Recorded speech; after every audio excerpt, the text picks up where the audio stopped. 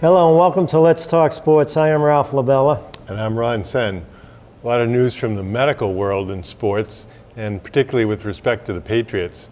First up, longtime Senator David Andrews was diagnosed with, apparently with blood clots. It sounds like he'd been struggling for a while. We heard that he was having difficulty breathing when he was down at Tennessee, that he'd been diagnosed with pneumonia, but now they know that he had pulmonary emboli and had blood thinners. And the issue in big part is whether it's what's called unprovoked. That means he had no reason to have a blood clot, or whether he has some other injury that triggered a blood clot. Because unprovoked blood clots, most of the patients have blood thinning for life, and there's no way you can play in the National Football League on blood thinners. So when they say blood clots, you're thinking that? Right, when they had blood clots, 98% of the time they start in the legs, they break off, they go to the lungs, and if they're diagnosed promptly and treated, they can be resolved. But you need to stay on blood thinners because there's a high probability of getting more because whatever reason you had to get them in the first place is still there. So if you're on blood thinners, right? I mean, yeah, you're at risk to bleed, particularly in the head, which would be a bad thing if you have people hitting you in the head all the time. And so he can lead a normal life away from activities? Yeah, a large number of people are on blood thinners for a variety of heart and lung conditions.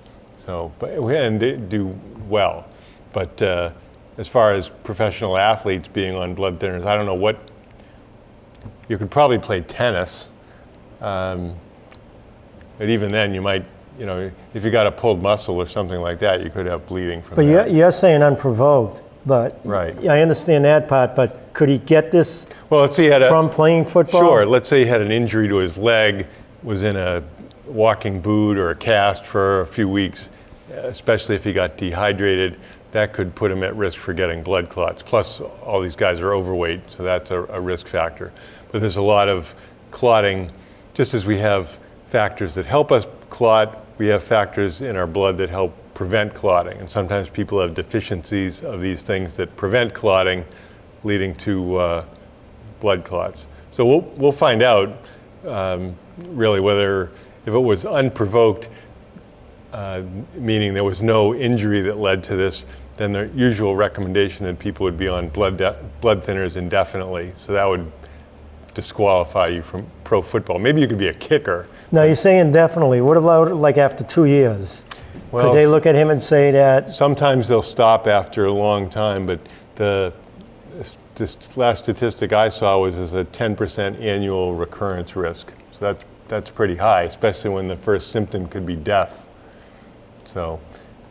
Well, what about Brewski now? When he got a second stroke? Right. I'm sure he's on some kind of blood thinners. His first stroke was something called a patent foramen ovale. He had a hole in his heart, so they closed that hole. So if you close the hole, then presumably you won't have more clots. I don't know what the mechanism of his second stroke was. So. He's doing fine now. Yeah, that's what they say. Yeah. So, and it was listed, I think it was the Herald preseason all-scholastic team, and I don't remember if it was some southern Massachusetts town, Rex Brewski, as a linebacker that's projected to be all-scholastic. So I'm sure it's his son. Well, he was the one at Bishop Feehan. They were right, Bishop Feehan, that's what it was. And same thing with Fourier's son was at Bishop Feehan. They were both in the paper last year, leading them. But he's projected as being all scholastic, right? Well, not surprising. He's got the good genes. The mother was a college softball player, and she's about 6 feet tall. Yeah. So the kid's probably a big kid. The other big news in health is Andrew Luck retiring. It wasn't as though this was unprovoked. Luck took a beating for years. Now, he took a big contract, which probably left less money for offensive line help, and the general manager, Ryan Grigson, didn't really build a great offensive line. Luck took a beating. He had leg injuries. He had a kidney injury leading to bleeding in the urine. He had a sore arm. I mean, he's been through the ringer. He's earned $100 million, and he's not walking away, he's limping away. And this is the best team they've had in a while. Right. They got a real good offensive line, but they said, the fans booed him, but come on, he makes the decision. He loves playing football. He's been suffering over the last 4 years. Well, it's like, Gronkowski said today, he said football was bringing him down because he felt so badly all the time. And now he's into shilling for CBD products, cannabidiol. Yeah, but now that's illegal in the NFL, but it's not an illegal substance, right? No, it's not illegal, but the NFL is peculiar. They have their own idiosyncratic drug policy. I remember seeing Bill Simmons interviewing Ricky Williams, who liked to take marijuana, which he said helped with his football injuries, which was probably true. And Ricky Williams said, the NFL just says, oh, take Vicodin, take Percocet, take all you want, but you can't have marijuana. So what's more dangerous, marijuana or opioids? So I know. it is what it is. But now, you look at that though, what does that do to you? Cannabidiol? Yeah. It's the body has two types of receptors for what are cannabinoids. There's two systems in the body, endocannabinoid system 1 and 2. So the body has receptors that interact with these products. Cannabidiol has some anti-inflammatory properties. It may have some pain-relieving properties. In children, certain marijuana derivatives are used for seizures, and it can be useful for migraine headaches. The problem was, for years, it was classified by the Food and Drug Administration as a Schedule I drug, which put it in the same category as heroin. So nobody could do any research on it, and they've done research outside the country.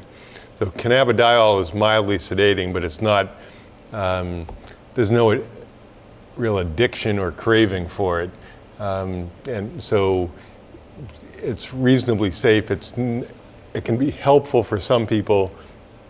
I looked into what you had to do to be able to prescribe these things, and the bottom line is you had to take a certain amount of hours of education to be able to write for marijuana cards, but you couldn't prescribe them to your own patients. So you'd have to go into a second line of work where you were seeing patients just to get cards for to take to the dispensary to get medical marijuana, so I didn't really want any part of that. No, but what's Gronk involved with? He's with the cannabidiol, right. So I don't know, I presume it's for a specific company that makes a certain product line. But I think it's going to be a big product going forward to try to substitute for opioids in some patients. In Pennsylvania, it's approved for use to try to help people get off of opioids as an alternative pain medication treatment. So we'll see. Now, so those are a couple of big medical news. There was an interesting broadcast from Nick Saban recently, which apparently came out a few years ago, but somebody brought it up again.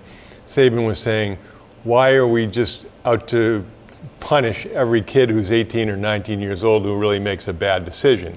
And then he referred to Muhsin Muhammad, who he coached at Michigan State, had a long career in the NFL, was a Pro Bowl receiver, All-Pro, and now he's a successful businessman, and his oldest daughter is studying at Princeton. I think his son is playing football at Texas A&M. Well, Saban was a first-year coach at Michigan State, and there was a lot of pressure on him just to get rid of the kid. And, well, now, the issue is, what did he do? So he had a marijuana charge, which didn't seem so severe. Maybe at the time it was, I think it was mid-90s.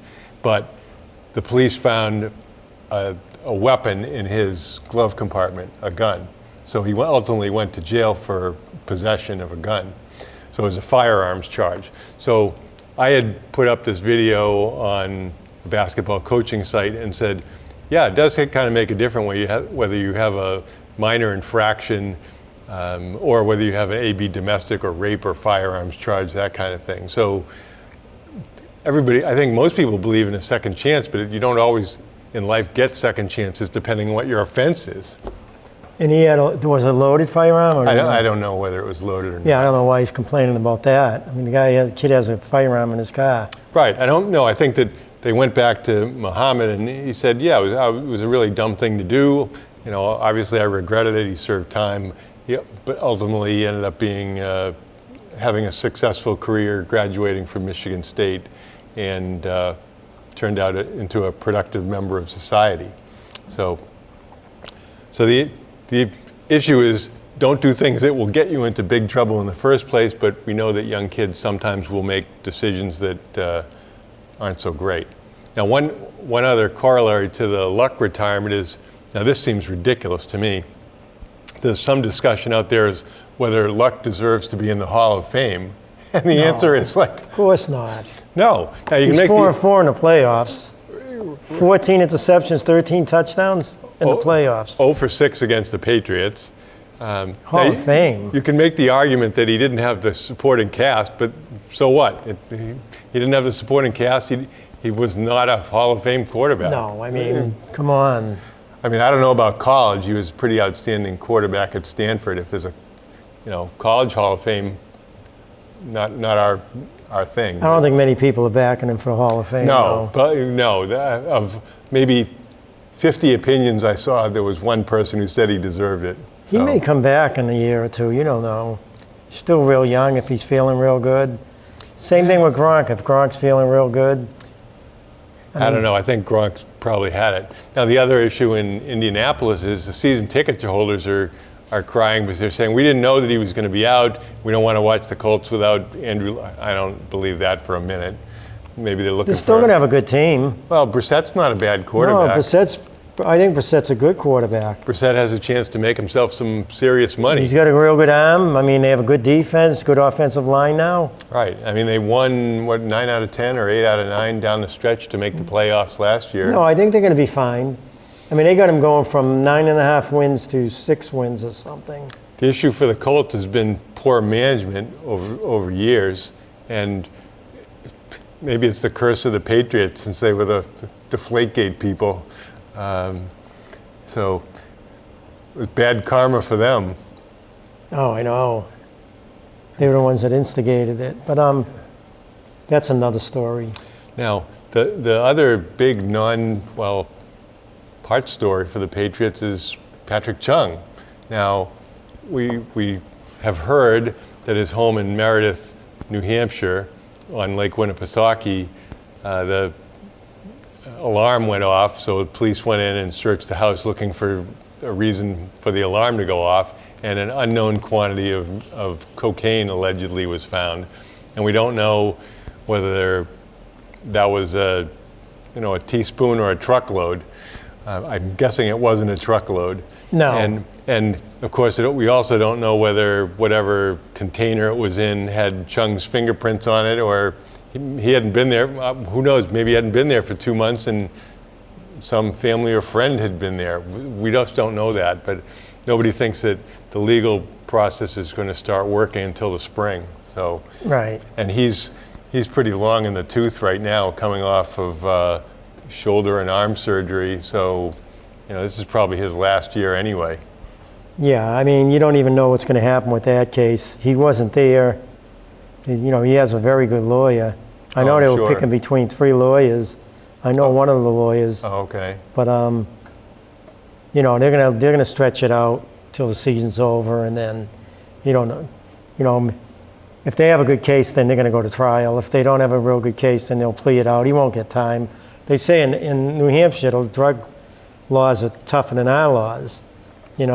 I mean, that in Massachusetts, that would be a misdemeanor. In New Hampshire, it's a felony. Cocaine possession would be a misdemeanor in Mass? Yeah. Oh.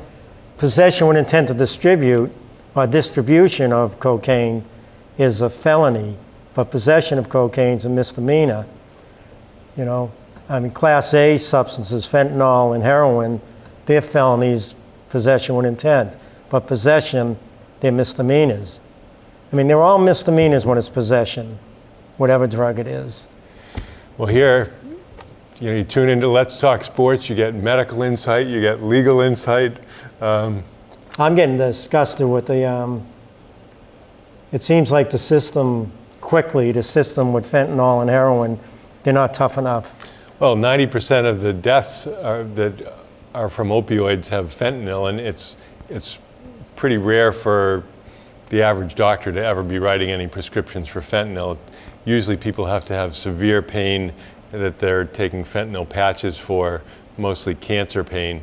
So it's all, apparently the manufacturing process for fentanyl is really inexpensive.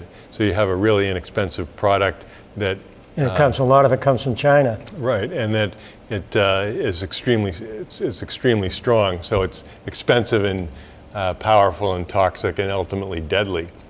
Now, there's been a lot of discussion recently about vaping in athletes, especially high school athletes.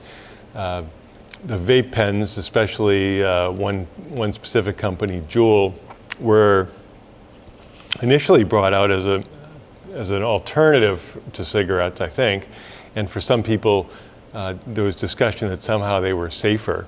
And it seems that there is an epidemic going on right now of lung-related illness associated with vaping. And vaping sales to minors is illegal in Massachusetts. But certainly for high school athletes, a lot of them can get respiratory symptoms, cough, wheeze, shortness of breath, worsening of asthma.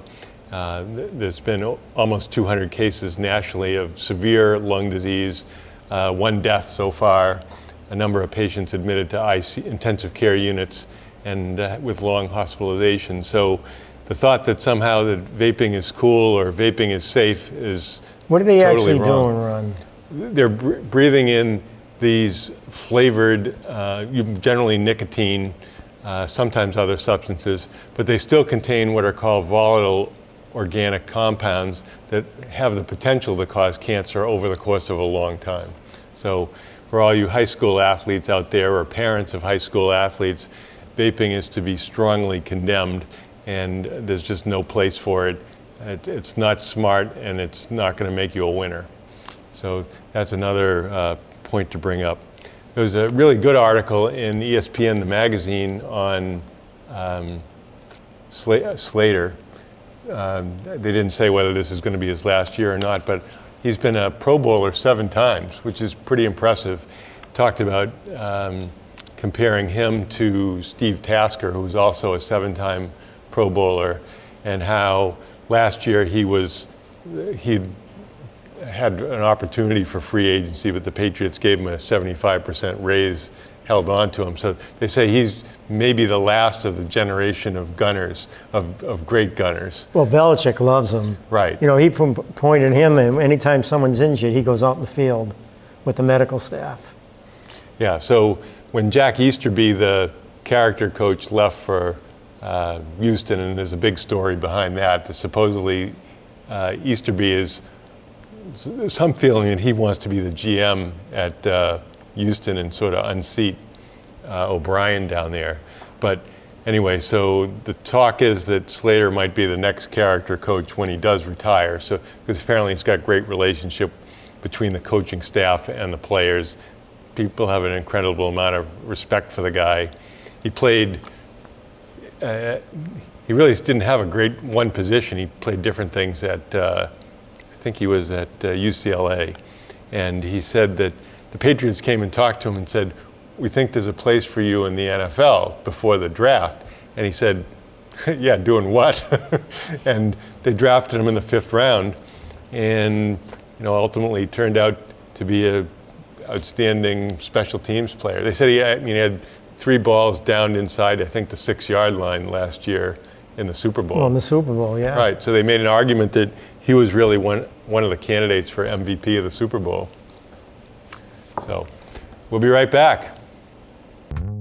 Many medicines used to treat colds and flu contain acetaminophen, a pain reliever and fever reducer found in hundreds of over-the-counter and prescription medicines. But taking too much or more than one medication containing acetaminophen per day can damage your liver. So always read the label and don't take acetaminophen if you drink 3 or more alcoholic drinks every day. To learn more, visit fda.gov/OTC pain info. A message from the U.S. Department of Health and Human Services Food and Drug Administration. Well, we've talked about all the peripheral issues. Now we'll get down to the nitty-gritty as the Patriots seek to get off to a fast start in the 2019 season, hosting the Steelers very soon.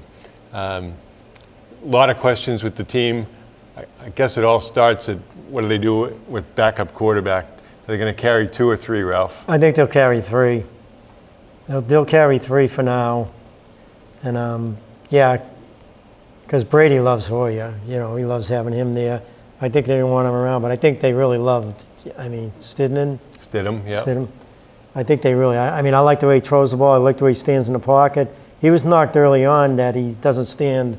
He gets a little jittery in the pocket, but he's been looking really good. Plus, he can move.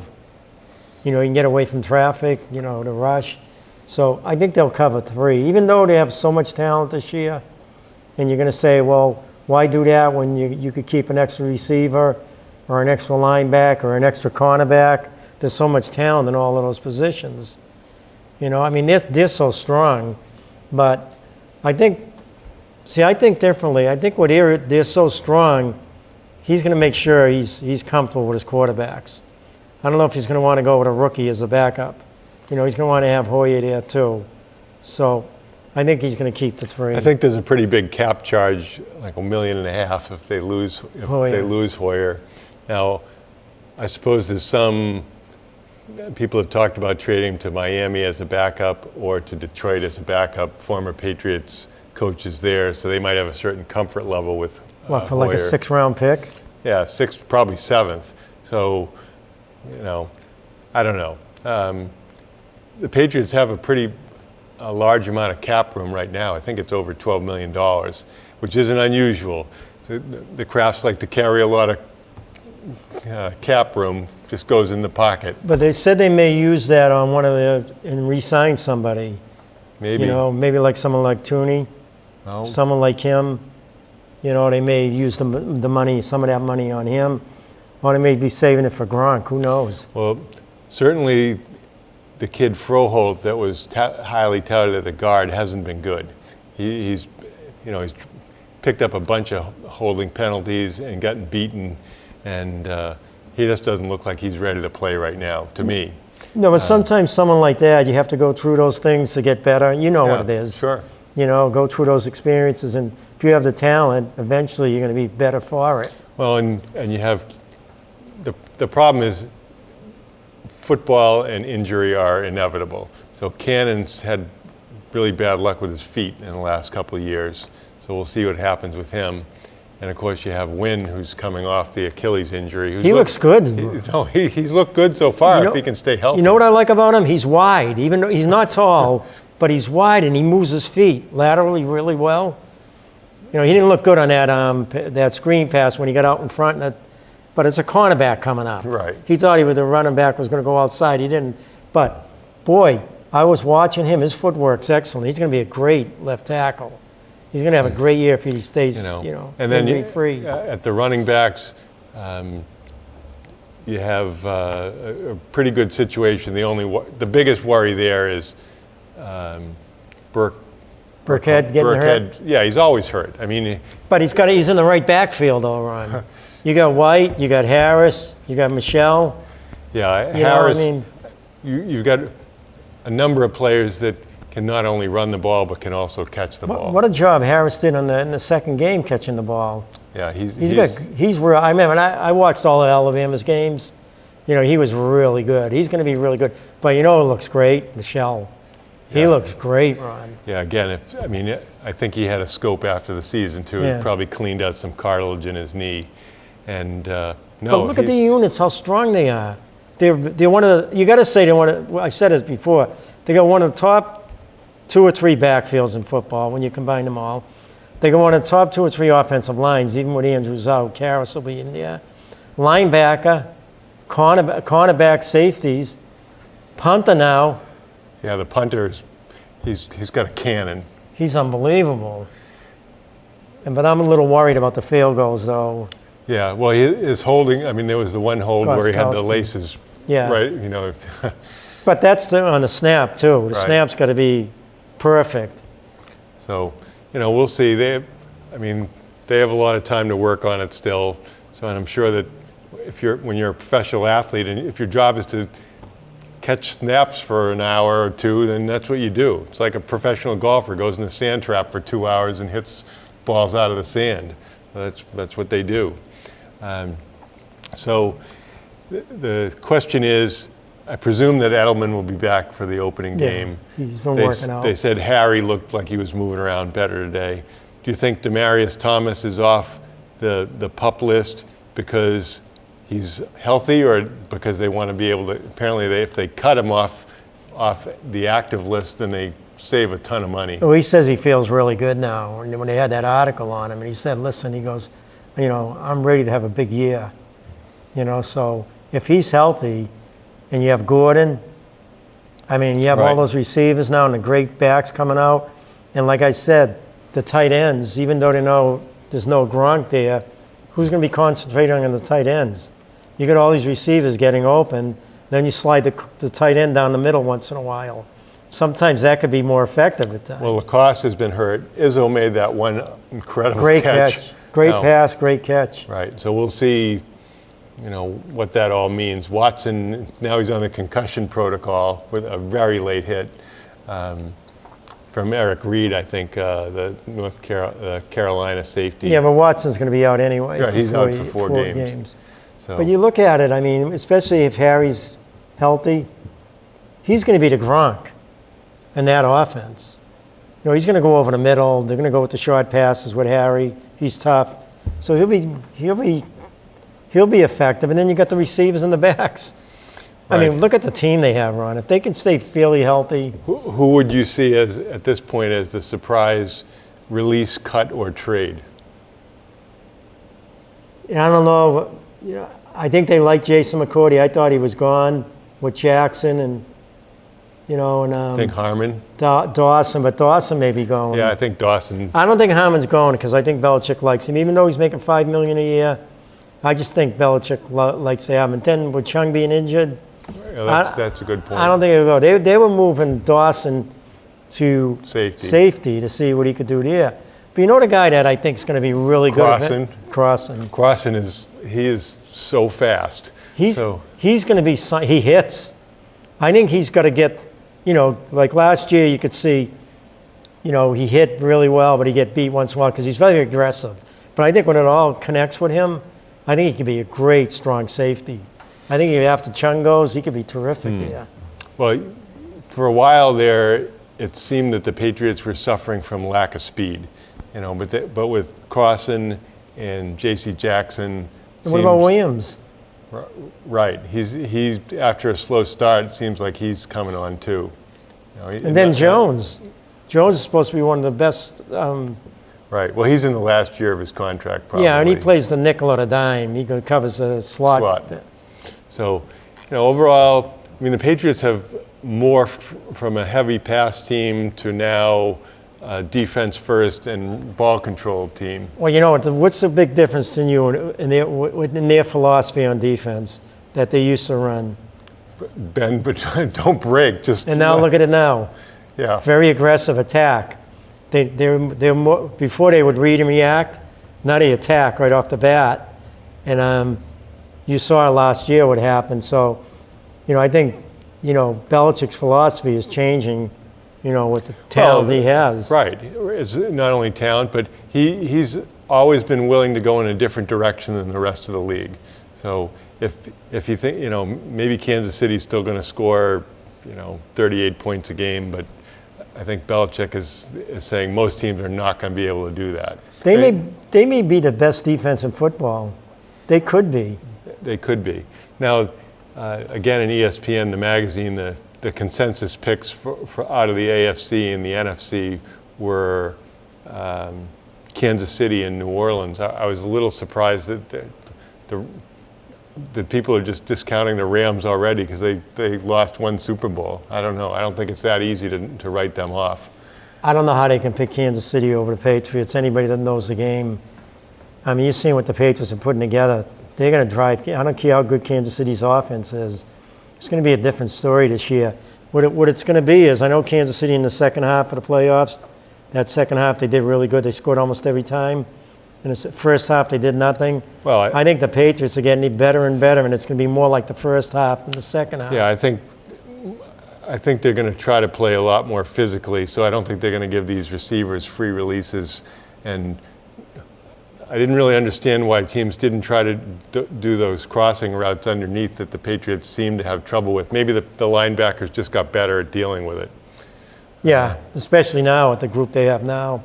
But I look at the Patriots, I mean, who's going to beat them? When you really look at it. Well, we'll see. The first two games, Pittsburgh's always tough, although at Foxborough, the Patriots are I think that's strong. an easy win. And then the second game is Miami at Miami, and then That'll be an easy win, too. It hasn't been too easy No, down in Miami. they'll beat Pittsburgh by, I would say, like 31-20, 31-17. Miami, they're going to, down in Miami, with this team's different this year. They haven't had a defense like this in years. And the No. offense is going to be a lot better than people think. Yeah, I think that the closest thing, this is more like the 2004 team with Rodney Harrison and Bruschi, those guys. So, let's hope if they stay healthy and Belichick's fully engaged on the defensive side, they certainly look like a different team. We'll switch gears here. Football opens up pretty soon. I saw that Tim Morris is number 20 on active wins among Massachusetts high school coaches. His record is 163, 97, and 4 since 1994. And seems like every year they keep bringing out a strong team. What do you think? You hear anything about this year's team? I haven't heard anything. So No young guys, no great runners or anything? I don't know. Although they have that kid, Cusalito. Right. He was listed as a He's a great player. to watch, I think, cornerback. And the volleyball team, I think, is going to be really strong. They returned 7 seniors. There's a website called Massachusetts High School Girls Volleyball, and in the preseason rankings, they had Melrose ranked first in Division II, Oh, wow. ahead of Linfield. So, Division II, though. What about all over the state? well, in one they only listed it by division. In the north? No, just the whole state. The whole state? Right. They had Melrose 1 and Linfield 2. Is Westboro in Division II? Yes, Westboro. They had Westboro 10. So, we'll see. Melrose has some tough early matches. They play, I think the second game of the year is against Frontier at Frontier. Wow, that's a ride, isn't it? Yeah, I think that's something like San Francisco. What division's Frontier in? They're 3. So I think they have Frontier ranked first in Division III. Last year in the Frontier game, as I recall, Melrose won the first set, and they kind of ran out of gas after that, which they had a really young team. They didn't have senior leadership.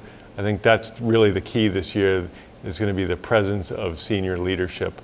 They return over 600 kills. Emma Randolph is a lot healthier this season than last year, and she had almost 300 kills. So Emily Hudson had almost 200 kills. Erin Torpy had about 150. And they have a couple of young players that... Their best player is going to be a freshman. Well, they have Jen Gentili's daughter, Chloe, and Elena Sukos, 2 young players who played in the national schedule with the Evo national team. So I was talking to a grandparent of a player who's on Reading who played on that Evo national team, and he said these girls are really good. So, and then they return Nicole Abbott, who is all-state at Libero. They have Mary Kate. They have Mary Kate Mahoney in the back. So I think that they've got a lot of depth and a lot of talent across the board. So the sky's the limit for them, assuming they can mesh these young players in there. What other top teams are there in the state that they may be playing? Let's see. Well, Burlington's always good. No, but I'm talking about like Newton, the Newton team. They usually play Arlington Catholic. I'm not sure if they have. Central Catholic. Central Catholic, they have a scrimmage home, I think, Thursday against Central When's Catholic. their first game? I want to say it's the 5th, but I'm not sure if that's right or not. But Is Winchester still half decent? Winchester's still good. Woburn's still good. Some people are talking Wakefield is improving. So I think the Middlesex League's much improved in volleyball. Years ago. Back when our daughters played, some of the games were really unwatchable because the haves were so separated from the have-nots as far as talent and experience. But now, I think Wakefield got a set from Melrose last year. Well, that's good for Melrose, though. Melrose with the powerhouse this year, you want to play that strong schedule. Absolutely. You want to play competitive matches as often as you can to be prepared for the playoffs.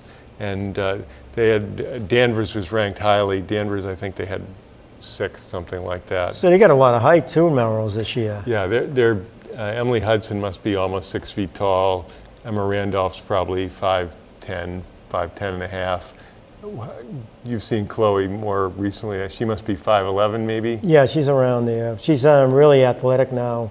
I think volleyball, where she's terrific in volleyball, from everything I hear. Right. And I asked her one day, I said, what's the best part of your game? She goes, my defense. So that, Kelly loves, centers that are real good defense, or middle hitters. And plus, she's really good at spiking. But I watch her in basketball now. I think volleyball has helped her in basketball because her footwork is way better than it was last year. Well, I saw a little bit of tryouts, and she looked a lot more physically imposing than the last time I'd seen her. She looked much more athletic. It's going to be good because I think she's a player. I know she's a player. She's going to start in the volleyball team and be a star.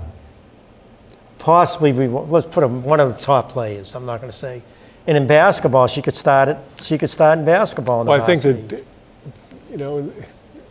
Coach Shelley, there's no secrets here. I was talking to him, and he said he wasn't really sure about how many players he wanted to keep on varsity because they were returning 12, and he added 4 new players. Hopefully, I can remember, but. That girl that played with Chloe? So Chloe and Elena Sukos. She's a freshman too? She's a sophomore. Grace Sanderson, who's a tall girl who was injured with, I think she had foot or ankle problems last year. And who am I forgetting? Forgetting somebody else who made varsity. Oh, Eva Haralambatos, who is a junior setter. Probably the biggest question mark on the team to me is who's going to emerge as the setter.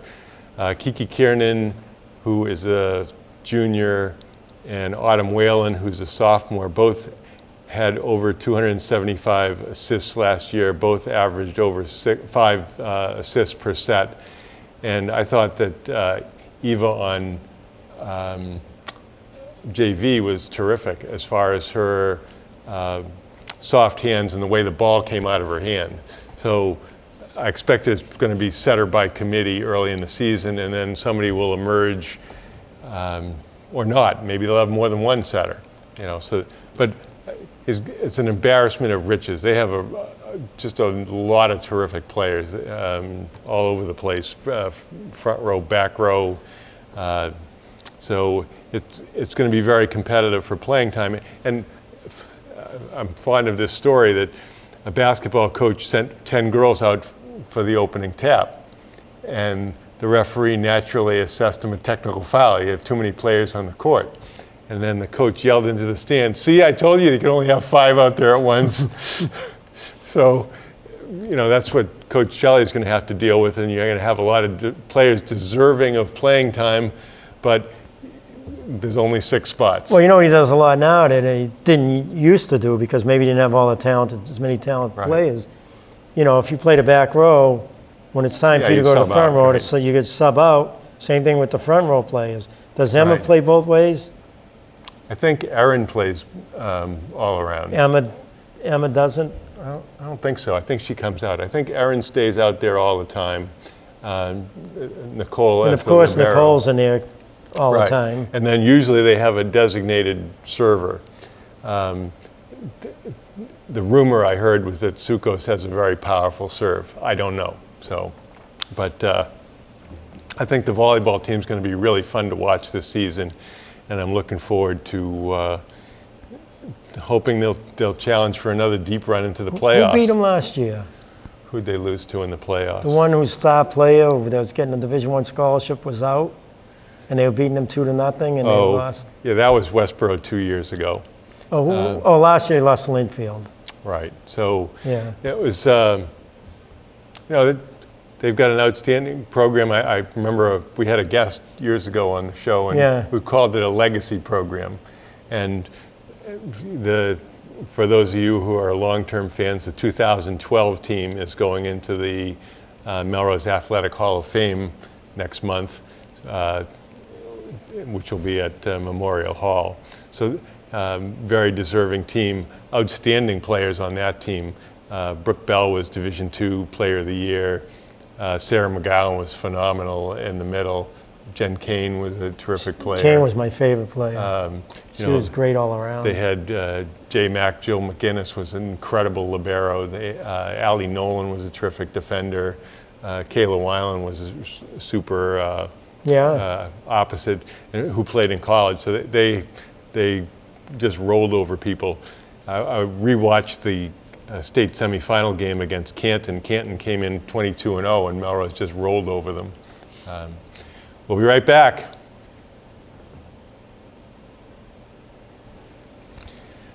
The USA Celtics basketball team lost for the first time in something like 13 years to Australia as Patty Mills threw in 30 points. I'm trying not to get too broken down over the whole thing. The Celtics have Kemba Walker, Jaylen Brown, Jason Tatum, and who else is on the team? Smart. Oh, Smart. Marcus Smart, who's been hurt on the international team for the FIBA World Cup. I think the real games start next week. For whatever reason, FIBA hasn't been quite as important to USA basketball as the Olympics, and hardly any of the top players are playing. So they kind of have and I won't say JV team, they still have good NBA players, but the world has good players too who are also playing on NBA teams. So they should have made a statement that the players that play on this team will play on the Olympic team. That's what they should do. That's a good thought. They should have said, if you don't play in this team, you don't play in the Olympic team. And because it's not the NBA, it's the U.S. team. So, and them together would get better and better. They played real good against Canada the other day. They stayed in Australia. Well, the word is that obviously the NBA wants to expand. So you expand to some other market, you get some team in Germany or England or wherever, and then they charge some ridiculous entry fee, and then the owners get even more money. So that it's always, expansion isn't because it's a charitable thing and they want to have more people be able to watch basketball. It's about putting more money into the owners' pockets, which, okay, that's fine. But that's tough going across, to Europe or yeah, well, right, to of Asia. course, right. You'd have to go on a several game road trip against one team, and then presumably if you're the European team, you'd have to come to the United States for weeks at a time. You're not going to just come over for a weekend series. But when you go against those teams like Australia, Canada, Spain, they're tough. Those games are tougher than the NBA games. The players, the games are only 40 minutes. It means more to those players. Right. Each possession counts more because the game's shorter. The players are fundamentally all really good. I mean, you don't see people shooting 25% from the free throw line. And they're hard-nosed players. Right. And it's a different style of play where for example, you have I like the rule of the goaltending rule. Once it hits the rim, you can knock it off. I think that's a terrific rule. So I think that eventually, that rule eventually will come to the United States. So we'll see. But Jaylen Brown had a good game the other night, apparently. He's shot 69% from the floor thus far. He played good in the first game against Australia that they had. Tatum hasn't been looking great. And then we come to the Red Sox in baseball, which the Red Sox, the problem is they've got to cross over 3 teams, and they have just a little bit more than a month to do it without Sale and Price. So I was shocked to see that the Red Sox starting pitchers have pitched more innings than the Yankees starting pitchers. Now, Well, the Yankees haven't had, they're starting pitchers. Don't forget, one of the games, they start a relief pitcher, Green. He pitches 1 inning. right. So I don't know if they're going to... Yeah, that counts. I mean, Sabathia was out. Now, Sabathia came back. He's pitching better.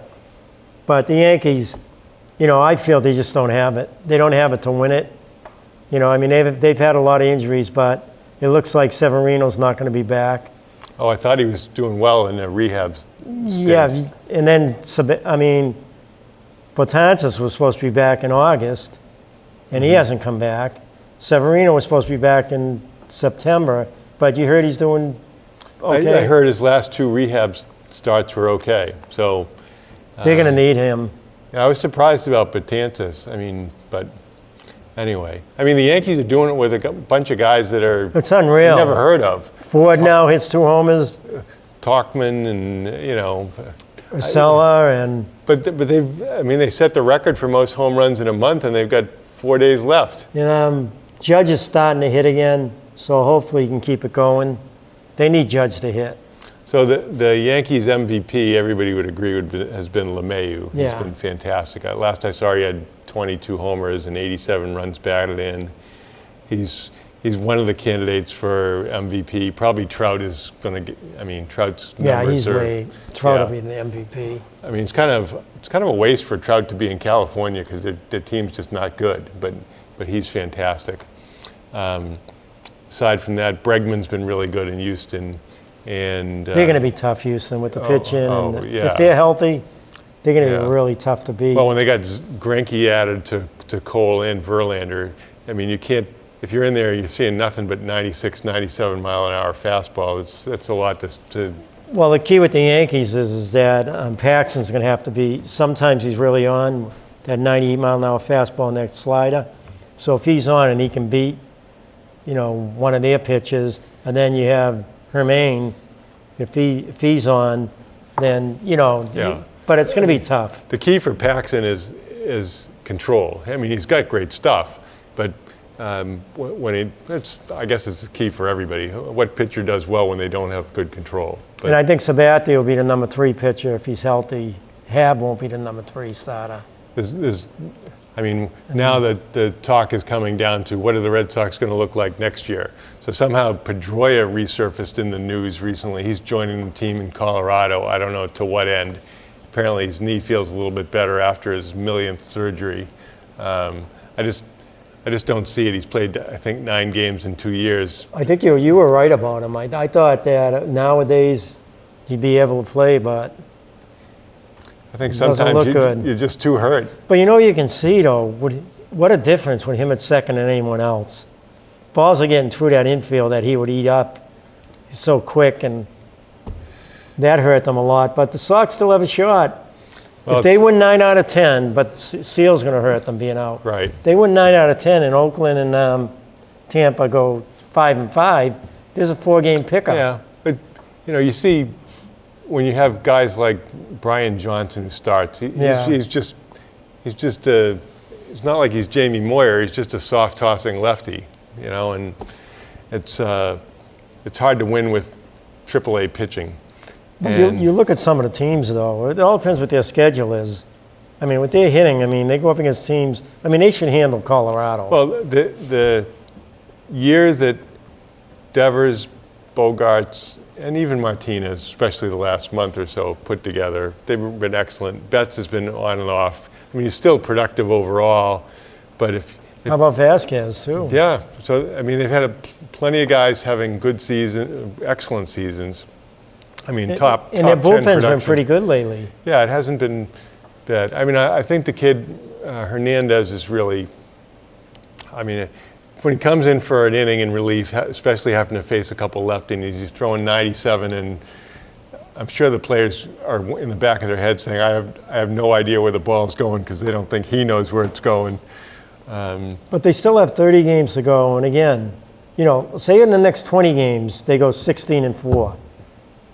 And the other teams go a little under 500. Well, they only have to pass two of those three. You don't have to pass all three of them. Yeah. Well, it seems that Houston is the best team, although Oakland, they come out and fight you. Oakland and Cleveland. Yeah. Either one of those teams can knock the Yankees off. Ramirez just had to have surgery. Oh, he did? Yeah, he won't be back, I think, that's a big loss. 6 or 7 weeks. So, that's a huge loss. Francona's done it with Ramirez this year. He's a good manager, though. Yeah, he really is. He's the only manager in baseball that still bunts. No one else bunts. That aggravates me. Everybody in your team should be able to bunt the ball. Well, and the wild card race in the National League, there's a whole bunch of teams that are in it. The Cubs are in it, so maybe Theo Epstein will get another champion out of it. I hope they don't make it. I don't like him. I thought he stunk when he was with the Red Sox the last 2 years, and they were ready to boo him out of Boston. Well, Charrington was the worst, but you think he was? Yeah, I think so. Well, because he made that signing. Did he sign, what's his name from San Fran, the third? Sandoval? Yeah. Yeah, I think so. Him and Crawford he signed, right? Yeah, so, I think Sandoval, I think he said it was going to be his last year. It's about time.